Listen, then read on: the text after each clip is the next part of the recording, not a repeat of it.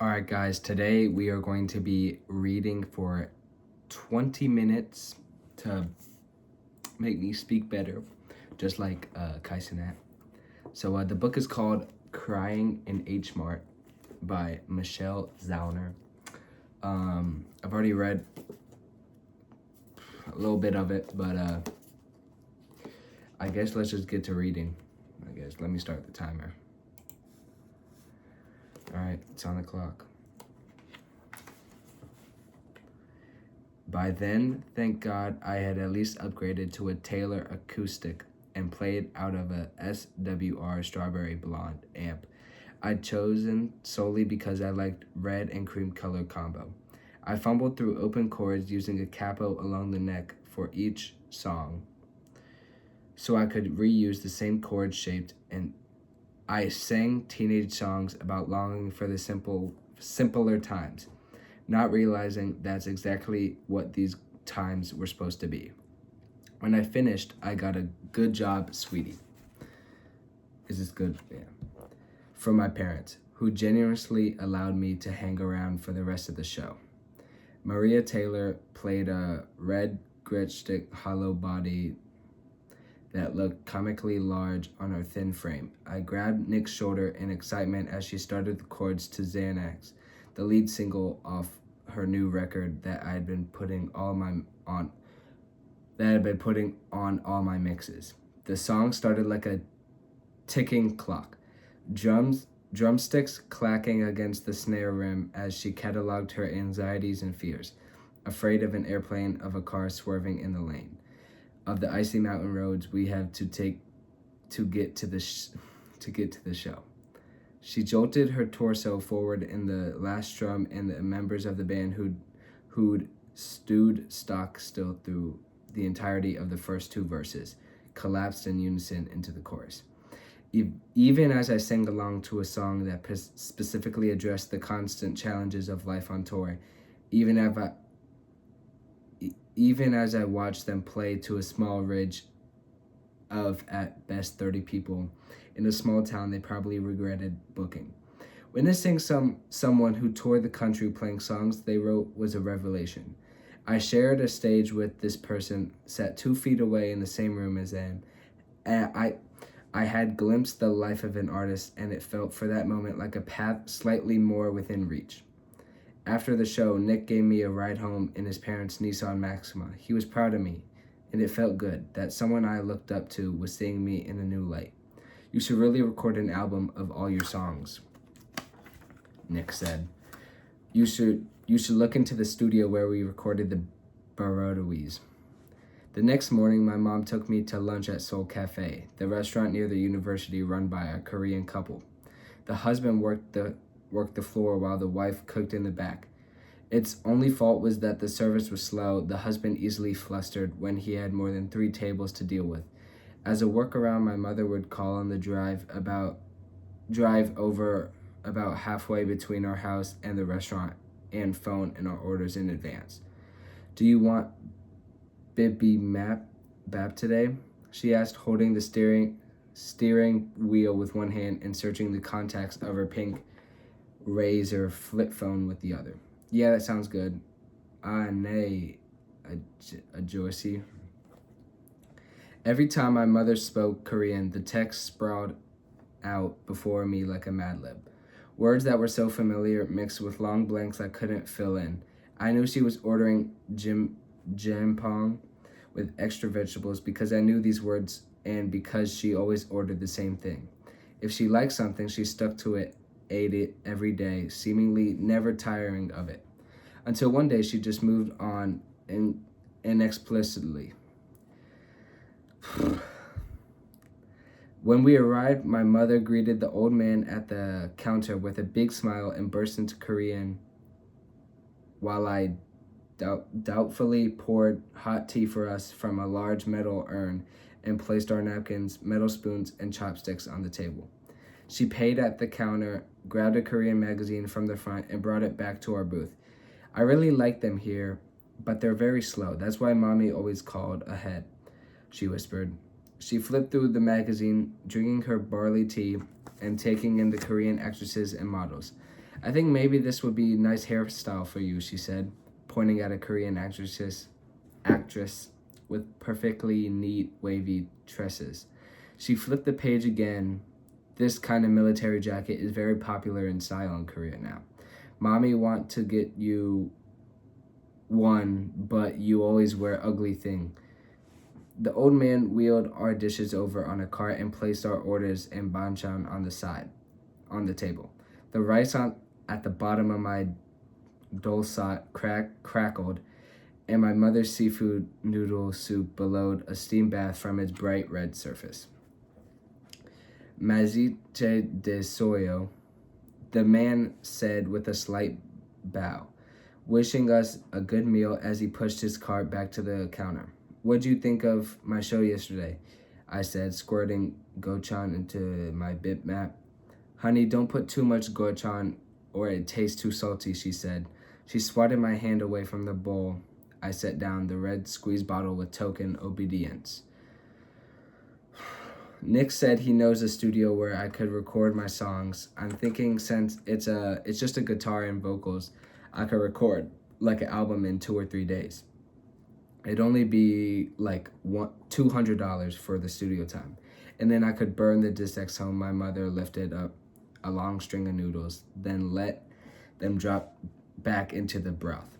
She set her chopsticks across the top of the bowl, closed the magazine, and met my eyes across the table.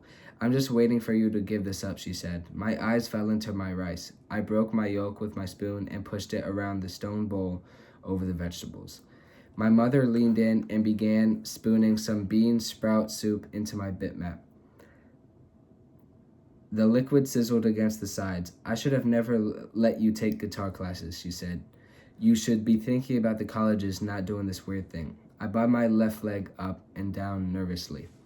Trying not to explode, my mother grabbed my thigh under the table. All right. We're at page 60. Stop shaking your leg. You'll shake the luck out. What if I don't want to go to college? I said brazenly, wrenching away from her grasp. I shoveled a spoonful of scouting mixed rice into my mouth, lobbing it around with my tongue, creating an air pocket that let out steam. My mother looked around the restaurant nervously, as if I had just pledged faith to a satanic commune. I watched her try to collect herself. I don't care if you don't want me to go to college. You have to go to college. You don't know me at all, I said. This weird thing is the only thing that I love. Oh, okay, fine then. You go live with Colette, she erupted. She grabbed her purse and stood, sliding on her oversized sunglasses. I'm sure she'll take care of you. You can do whatever you want there, and I'm so evil. By the time I followed her out to the parking lot, she was already in the driver's seat, using the mirror from the sun flap to pick up the gochujang from her teeth with the folded corner of a receipt. She was waiting for me to stop her, to chase her and beg for forgiveness, but I would not give in. I could live without them. I thought to myself with foolish teenage confidence, I could get a job, I could stay with friends, I could keep playing shows until someday the rooms were full. My mother crumpled the receipt into the cup holder, closed the mirror, and rolled down her window. I stood still in the parking lot, trying my best not to tremble as she stared me down from behind her dark lenses. You want me to be a starving musician, she said? Then go live like one. The allure of life as a starving musician the allure of life as a starving musician wore off quickly. I stayed with Nicole and Colette a few nights, then with my friend Shannon, who was a year older and had her own place. We hung around at Punk House, called the Flower Shop, that was basically a glorified squat. Crust punks slept on the floor, hurled glass bottles off the roof into the street, and threw kitchen knives into the drywall when they were drunk. Without my mother as an anchor, I strayed even further from the responsibilities we'd been arguing about over the past year. The college supplements I needed to complete remained half-finished documents on my father's desktop computer, and I was pulled into a vicious cycle of truancy. I skipped classes, missed assignments, became ashamed I'd gotten so far behind, and then kept skipping because I didn't want to be confronted by the teachers who cared about me. Many mornings, I would just sit outside on campus smoking cigarettes in the high school parking lot, unable to go inside. I fantasized about dying. Every object in the world seemed to become a tool for it. The freeway, a place to get pummeled 5 stories high enough to jump off. I saw bottles of glass cleaner and wondered how much I have to swallow. I thought of hanging myself with the little string that made the window blinds go up and down.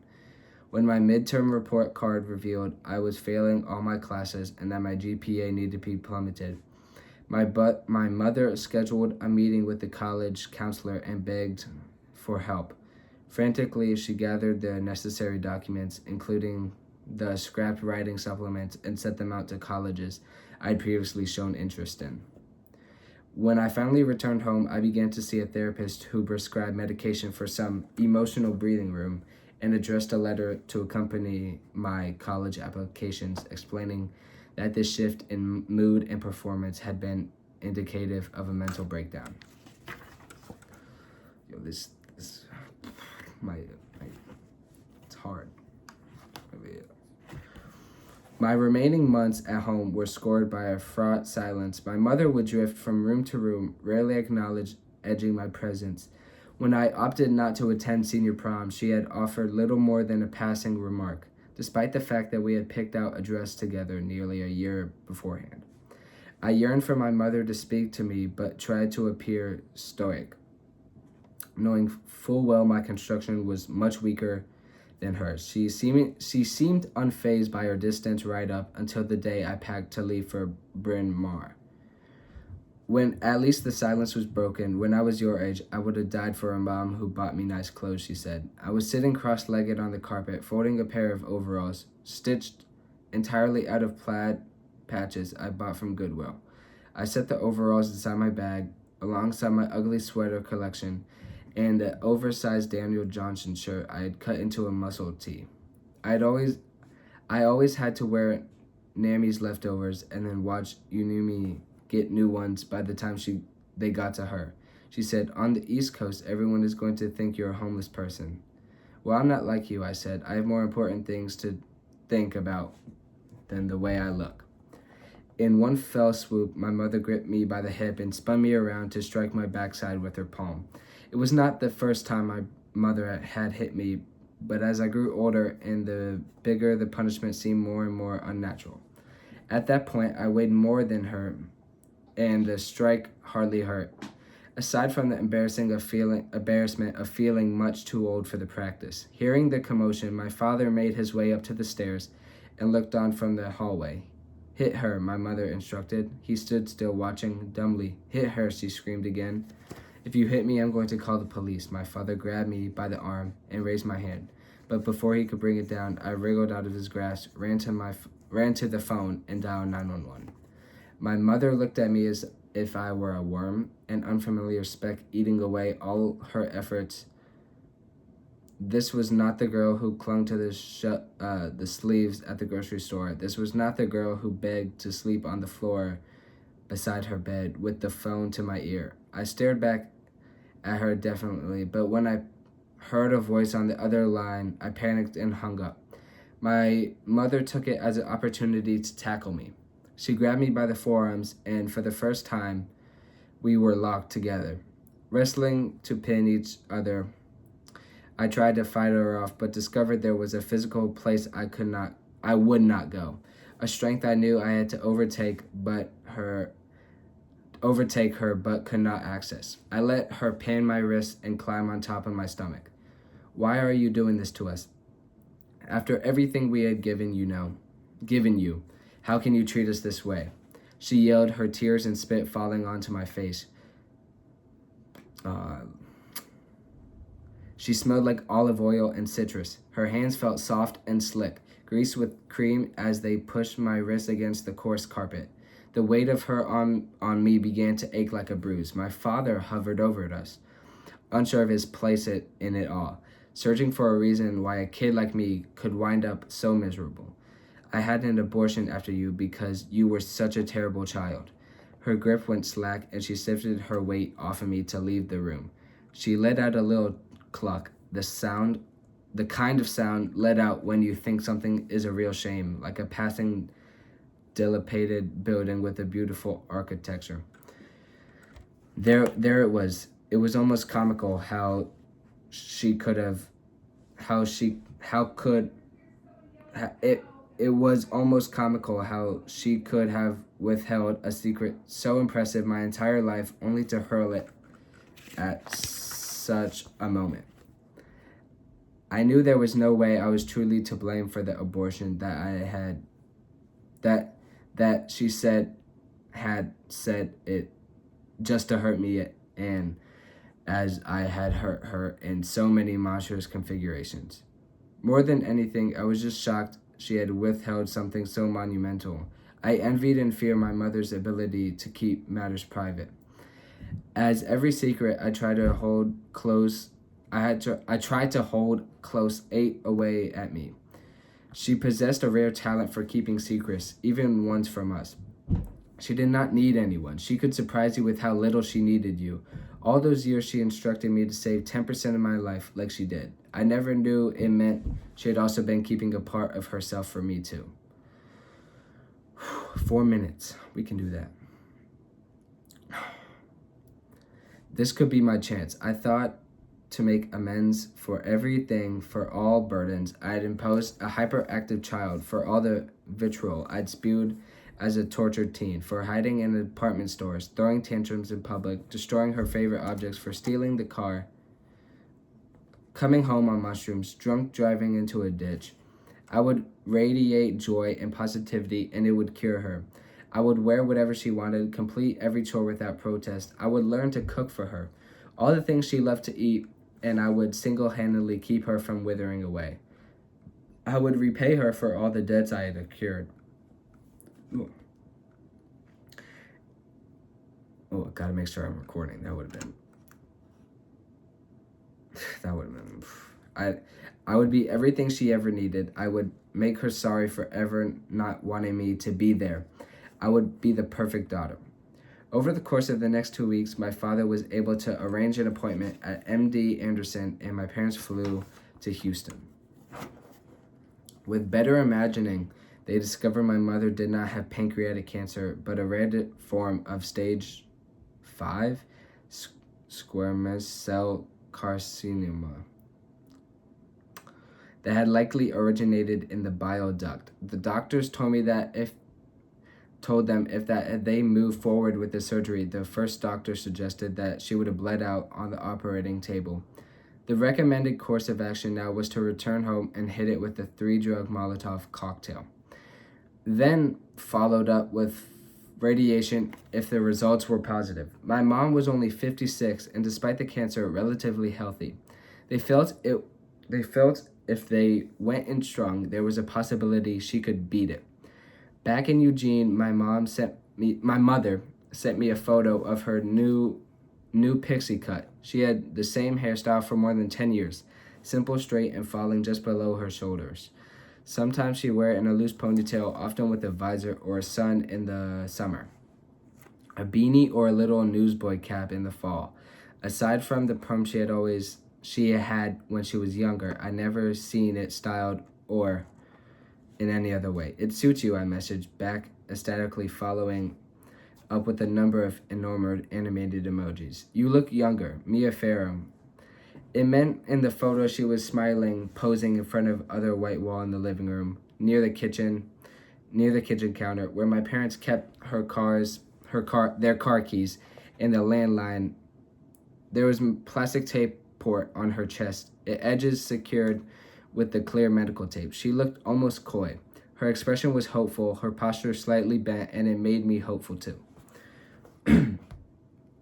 In spite of my mother's initial objections, I quit my 3 jobs, sublet my apartment, and put the band on hiatus. My plan was to spend the summer in Eugene and return to Philadelphia in August for our 2-week tour. By then, I would have a better idea of what my family and I were in for, and whether or not I should move out indefinitely in the interim and Peter would visit. I landed in Eugene in the afternoon, the day after my mother's first chemotherapy infusion. I'd done my best to look poised and put together, spending my layover at the San Francisco airport in front of the women's room mirror. I washed my face in the sink and dabbed it dry with a rough paper towel. I brushed my hair and reapplied my makeup, cautiously lining my lids with the thinnest flick of a cat eye I could manage. I took the lint roller out of my carry-on and rolled the sticky paper over my jeans and picked at the pills on my sweater. I smoothed the wrinkles as best as I could with the palms of my hands. Scared me. Alright, we're just gonna keep going, you know. I had prepared for our visits this way since college. When I returned home for winter and summer breaks in December of my freshman year, I carefully polished a pair of cowboy boots she sent me, dipping a soft cloth in the waxy paste they came with and running it over the leather, blending it in small circles with the bristles of a wooden brush. Though my mother and I hadn't parted on good terms, once a month, huge boxes would arrive. Reminders I was never far from her mind. Sweet honey puffed rice, 24 packs of individually wrapped seasoned seaweed, microwavable rice, shrimp crackers, box of pepperoni, and cups of shin ramen. I would subsist on 4 weeks on end in an effort to avoid the dining hall. She sent clothing steamers, lint rollers, BB creams, packages of socks, a new This Is Nice brand skirt she found on sale at TJ Maxx. The cowboy boots arrived in one of those packages after my parents had vacationed in Mexico.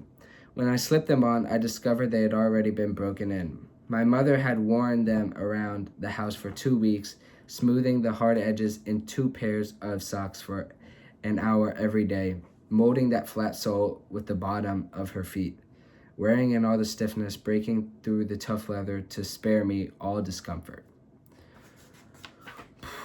All right. My voice is so dry. Anyway, hold up. I need to mark my book. All right.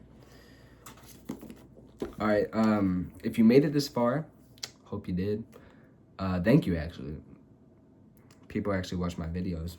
It's good to know. And, yeah, thank you for listening, watching along, reading along. Thank you.